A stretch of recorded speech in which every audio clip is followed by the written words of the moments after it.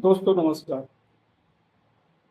स्वागत है आपके यूट्यूब चैनल मेरा गांव मेरी मिट्टी और मेरी संस्कृति में। आप लोगों से शुरू में ही मैं विनम्र निवेदन करता हूं हर वीडियो में हमारे चैनल को सब्सक्राइब करिएगा, शेयर करिएगा, उसके बेल आइकन को जरूर करिएगा जिससे कि आप लोगों को रोज एक अच्छी वीडियो मिलती रहे, आप लोगों की जानकारी में इजाफा होती रहे। हम कैसे अपने जीवन को बदल सकते हैं, कैसे समृद्धि को प्राप्त कर सकते हैं, ये मैं पूरी कोशिश करूंगा। चलिए शुरू करते हैं अपनी बातें। दोस्तों, आज की जो परिस्थितियां चल रही हैं, जो स्थिति चल रही है, इससे कोई अनभिज्ञ नहीं है। आज आप देख रहे हैं कितना बड़ा असंतोष हमारे युवाओं में व्याप्त हो गया है। बेरोजगारी को लेकर के, स्वास्थ्य को लेकर के तरह तरह की भावनाएं उनकी आहत हो रही हैं। तो क्या इस पे हम लोग गंभीर चर्चा नहीं कर सकते? किया जा सकता है, इसका निराकरण निकाला जा सकता है। अगर हम आपसे बात करें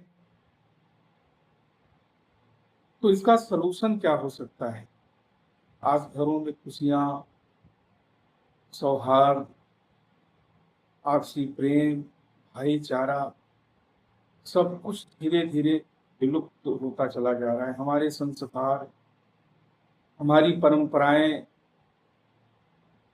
सब कुछ विनष्टता के कगार पर है।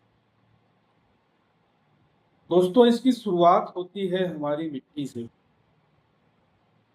बचपन में हमको बताया गया कि हमारी दो माँ होती है, एक तो धरती माँ जो हमें धारण करती है, और दूसरी हमारी माँ जो अपने कोख में 9 महीने पाल करके हमें जन्म देती है।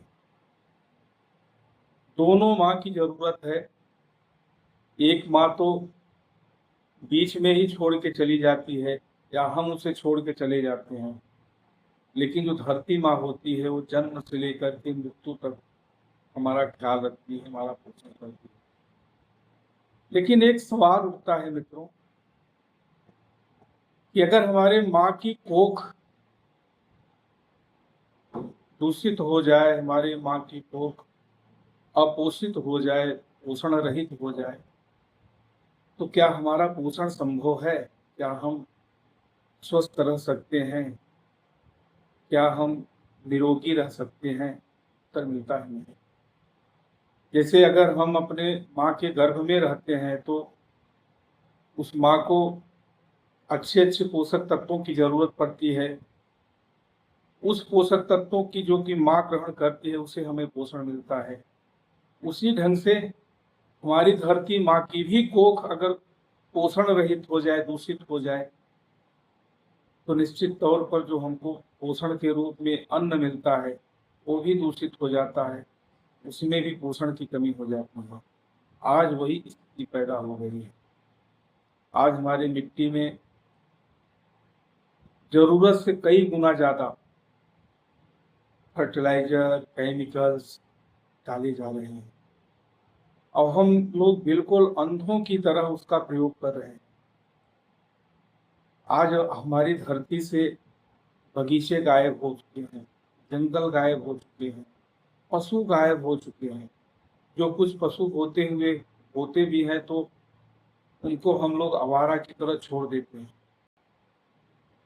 आप सोचिए, अभी तो ठीक है, अभी तो हम लोग जी खा रहे हैं, लेकिन जो हमारी आने वाली पीढ़ी है, जो 25 साल बाद, 30 साल बाद, 40 साल बाद, 50 साल बाद हम लोगों की उम्र में पहुंचेंगे, उनकी क्या स्थिति होगी? इसी संदर्भ में मैं आपसे बात करना चाहता हूं। इसी के विषय में मैंने इस वीडियो को बना रहा हूं कि अगर आज हम नहीं रुके, आज अगर हम नहीं सोचे, तो कल की स्थिति बहुत ही भयावह है। दोस्तों, हमारी मिट्टी को किसी डीएपी की जरूरत नहीं, किसी यूरिया की जरूरत नहीं है। आप सोचिए कि आज के 50 साल पहले या 60 साल पहले, कुछ भी कह लीजिए, आजादी के पहले, जब इन सब चीजों का आविष्कार नहीं हुआ था, हमारे खेतों में नहीं पड़ रहा था, तो उस समय कैसे अन्न की पैदावार होती। मैं अपने बुजुर्गों के पास बैठता हूँ तो सवाल करता हूँ, आखिर जब आप लोगों के पास डीएपी नहीं था, यूरिया नहीं था, तो क्या अन्न पैदा होते थे, अनाज की पैदावार होती थी? उन लोगों का जवाब होता था कि इससे बहुत बढ़िया होती थी। उस समय एक चीज का संकट था, उस समय एक चीज का बहुत बड़ी कमी थी, पानी की। उस समय ट्यूबवेल्स नहीं थे, नहर नहीं थे, पंप सेट नहीं थे। लोग कुओं से पानी की भराई करते थे बैलों के द्वारा, लेकिन फिर भी जो समय के फसल होते थे उनका उत्पादन किया जाता था और लोग बलिष्ठ होते थे, लोगों के अंदर पुरुषार्थ होता था।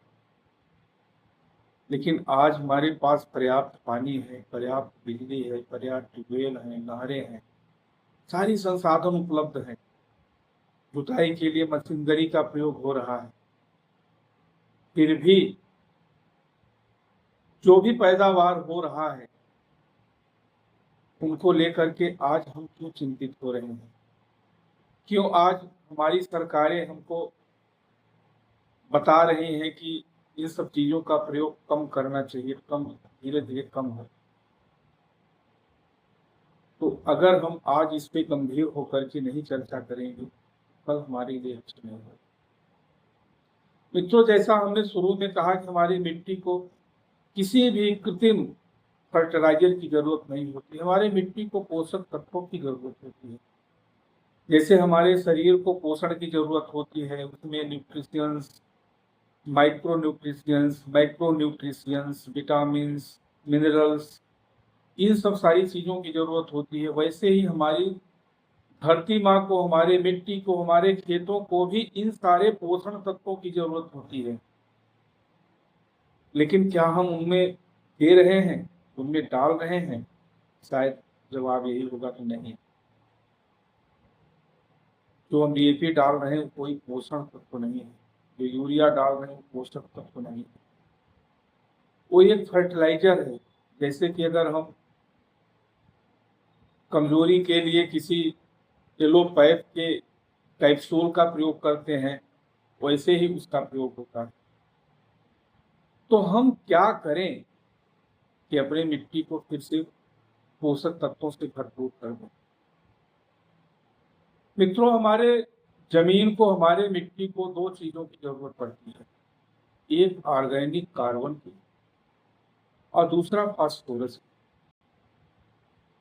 ऑर्गेनिक कार्बन क्या है? ऑर्गेनिक कार्बन होता है जीवाश्म, जो हमारे सूक्ष्म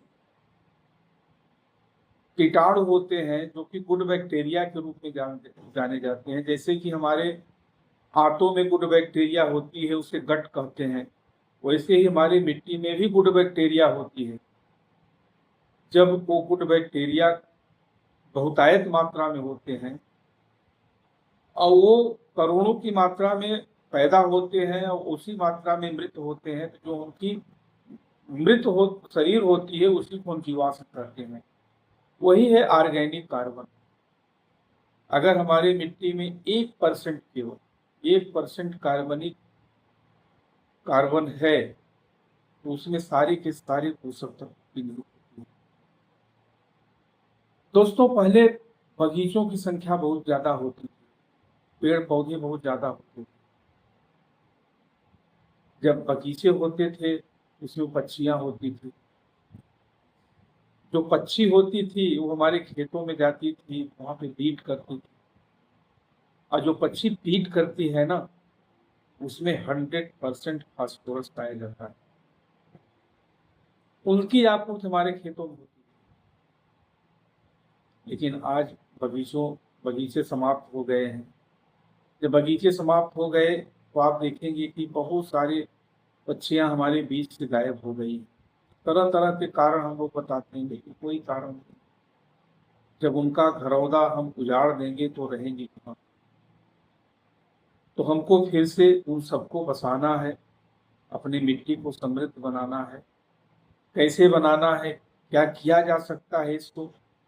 हाँ, किया जा सकता है। इसमें हम अगले वीडियो में विस्तृत चर्चा करेंगे, कैसे हम अपने खेतों को फिर से पोषक तत्वों से भरपूर कर लें, कैसे उसमें अपने पैदावार को फिर से समृद्धशाली बना लें। और दूसरी सबसे बड़ी भ्रामक चीज जो आज हमारे समाज में, हमारे किसानों में व्याप्त हो गई है कि अगर हम इन फर्टिलाइजरों का उपयोग नहीं करेंगे तो हमारी पैदावार घट जाएगी, कम हो जाएगी। इन भ्रामक तथ्यों को तोड़ने की जरूरत है। इसलिए कि मैं आपसे शुरू में एक बात कहा था कि मैं ये किसान हूँ। मैं आज पे 4 सालों से काम कर रहा हूँ, ऑर्गेनिक खेती पे काम कर रहा हूँ। मैंने अपनी मिट्टी को जितना भी हमको संभव है, जितनी भी हमारी क्षमताएं हैं, उतनी क्षमता के अनुसार अपनी मिट्टी को मैंने 100% ऑर्गेनिक रूप दे चुका हूँ। तो मैं अपने खेतों तक आपको लेके जाऊंगा, दिखाऊंगा कि कैसे एक समृद्ध मिट्टी का रूप कैसा होता है, उसमें रंग क्या होता है, उसमें पानी को रोकने की क्षमता कैसे होती है। तो आपसे फिर से एक बार विनम्र निवेदन करूंगा कि आप जरूर हमारे इस चैनल को सब्सक्राइब करिएगा, बेल आइकन को जरूर पुश करिएगा और शेयर जरूर करिएगा अपने मित्रों के पास में, जिससे कि हम एक समृद्ध परिवार की तरफ, समृद्ध समाज की तरफ और समृद्ध भारत की तरफ वापस आ सकें। धन्यवाद।